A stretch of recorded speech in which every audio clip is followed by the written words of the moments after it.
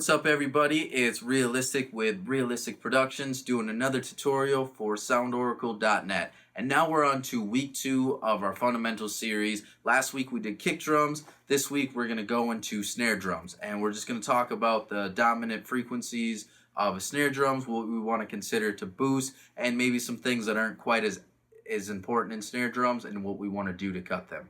All right, let's dive in. So I got Pro Tools open up here, but as I always say, these tips and tricks will work in any DAW. And if you haven't already and you're capable of it, go ahead and open up your DAW of choice. You'll find that you will take a lot more in if you do this along with me. So what we're going to be doing is going over the fundamental frequencies of snare drums. Just some areas that you might want to consider, some areas that can really stick out for a snare drum that are really important to boost, and maybe some areas that you might want to consider to cut as well that aren't so important and might kind of muddy up a mix or create problems or clashing. So I said this in the kick drum tutorial, and I'll say it in the snare drum one too. Don't take my word as gospel for this. And what I mean by that is these frequencies might not work on every single snare drum. If it works on this snare drum, it might not work on that same drum, that snare drum in 100 different songs. It might be different. That's just because you never know what the song calls for, what the snare calls for. I might say that the body of the snare is between 150 and 250, and that might work for 8 out of 10 snares, but there'll be 2 snares where that doesn't work, and maybe the body is lower or higher than that. So just keep those in mind. These are just areas that kind of get you going, some things to pay attention to, and just so you kind of know where the general area is. So let's go ahead and we'll throw an EQ on these. And then what I'll do is I'll start out with this snare just because it has a little bit more of a live feel to it. And we'll start there and we'll kind of go through some things. So let's go ahead and play it by itself.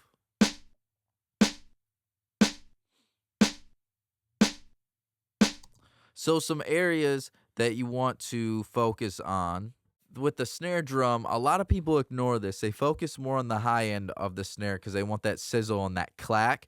But a really important area is the body of the snare, and that adds a lot of thickness to it, and that's usually between 150 to 250 hertz. So that's an area that you might want to consider to kind of scope out a little bit and see if it's worth boosting. And then the area that I was talking about, that sharpness, that clack, that's generally going to be around the 1.5K to 4.5K range there for adding that sharpness and attack. And so those are some places that are really important to boost for a snare drum. But there's a couple places that you might want to consider for cutting. And that is one most common is just to put a high pass filter on the low end. You can see we got a lot of action down here that we might not want. So let's cut that. And I'll show you too, as I'm doing this, you'll see that it's not changing the sound of it too much.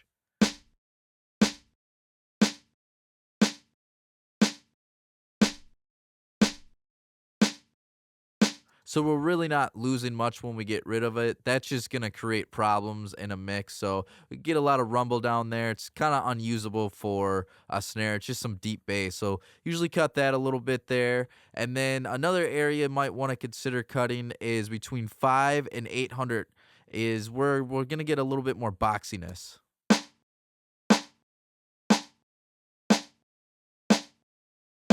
See how that just makes it a little boxier?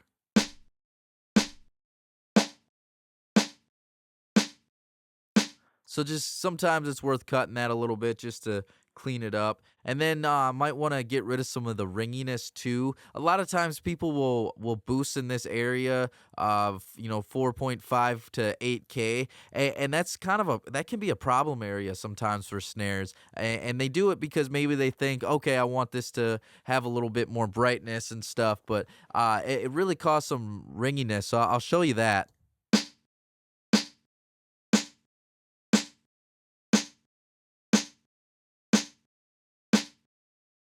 So it's just ringing a little bit. If you really wanted that sizzle, you could put a little bit of a high shelf there. I usually don't find the need to do that just because I usually put a little amount of distortion on my drum bus some, and that usually creates enough excitement and top end that I don't need to put a shelf on. And then some areas that we want to boost is we want the body could be a little bit thicker. And again, this is a part that people overlook quite a bit, but this can really help your snare kind of stand out a little bit more.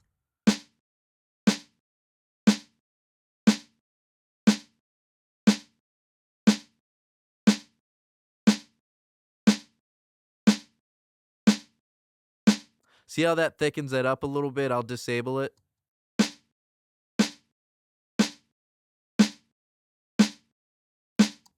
So that's a little bit thicker right there. That kind of helps. And then let's look for that area I was talking about, that clack, a little bit of that sharpness.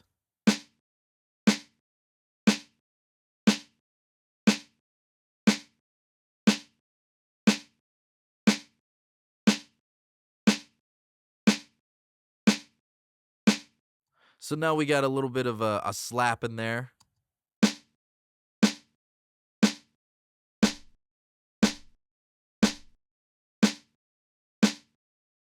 See how we're able to just kind of bring a little bit more excitement to that, just a little bit more action going on with it. And again, this might not work for every snare, and this snare might not be EQ'd this way in 100 different songs. Like, let's say this was used in 100 different songs, and maybe one song in particular, the lead vocal was boosted at 2.4K, and so you might not want to boost there. You might want to boost more towards this area a little bit, so it doesn't clash with the lead vocal, or maybe this area there's already something that's kind of overtaken a lot at the 200 range. Maybe it's a tom, maybe it's something else that's taken a lot. So maybe you might want to consider to boost a little bit over here. So you just want to pay attention to not only the sound of the individual snare, but the context that it's in. And so I'm gonna go through these other ones just a little bit faster now that we got the general guidelines, just to see some different styles. I got more of a trap style snare right here going, and so this is something that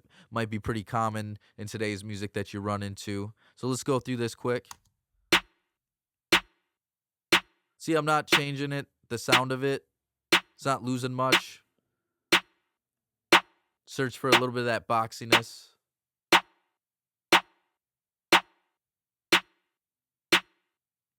Give it a little boost for some more bottom end.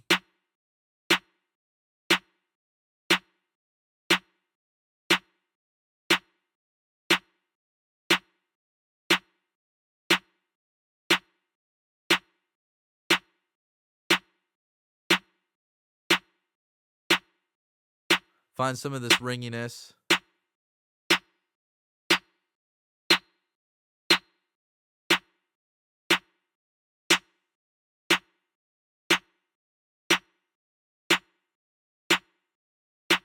And then we can add a little bit of the attack in there.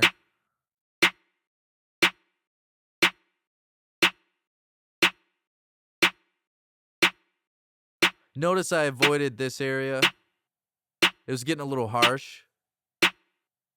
So I felt like we could still get that excitement, but not so much of the harshness if we just came down here a little bit. So let's listen to it bypassed.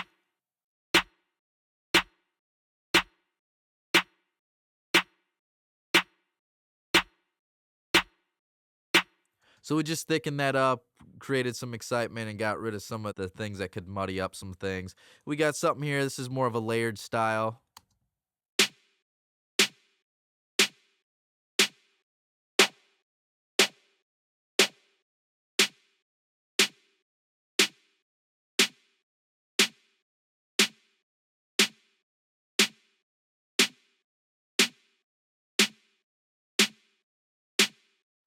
See, that gives it a little bit of that drummer boy kind of sound to it, a little bit more of that marching sound, which can be nice, but it might not work for every song.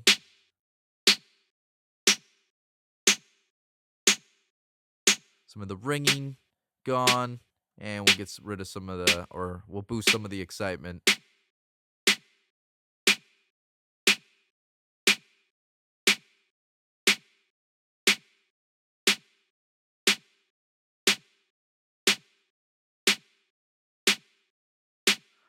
Now, keep in mind, there might be a situation where you don't do any of this boosting because the snare fits perfectly in there, and you might just do a little cutting, or maybe, you don't do any cutting at all and you just boost in one area. More often than not, though, you'll find that you'll do more cutting than you will boosting for a lot of things because cutting can really make other frequencies stick out a little bit more. And then last week, we got more of a filtered one. Hear this a lot in new hip hop, trap music, stuff like that. A couple sounding pop songs will have this too. It's going to be filtered on the low and the top end, so we're not going to have much information. And so there's definitely some areas that you want to consider as far as boxiness and maybe still kind of getting the body a little bit there.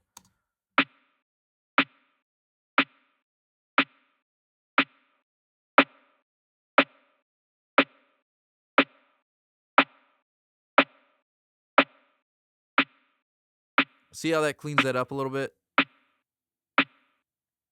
And it's not cutting by much, it's just by a dB.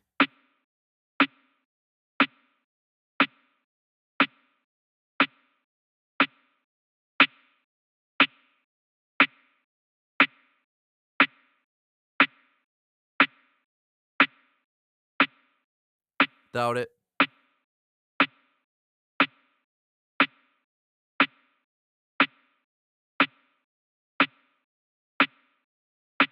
So just kind of clean some things up. Hopefully this helps a little bit. Hopefully it gets you going to where you can figure out what you need to do as far as boosting and cutting and be able to really kind of hone in on the fundamentals of those snares so they can really be special inside the mix. So I'm hoping that you got a lot out of this tutorial today. Hopefully there's some information that was useful. If you're getting a lot out of this but you want to see more, please feel free to comment below. Let us know what kind of tutorials that you want to see in the future, and Oracle and I can definitely make that happen. We're always trying to find the content that you want to see. If you're liking what you're hearing from me, you can find me everywhere on social media at Realistic Productions. You can find me at the web, realisticproductions.net. You can find my man SoundOracle everywhere at SoundOracle. And if you're looking for the best 808s, the best kicks, the best snares with the craziest loops and samples you can find on the internet right now, go to SoundOracle.net. All right, till next time.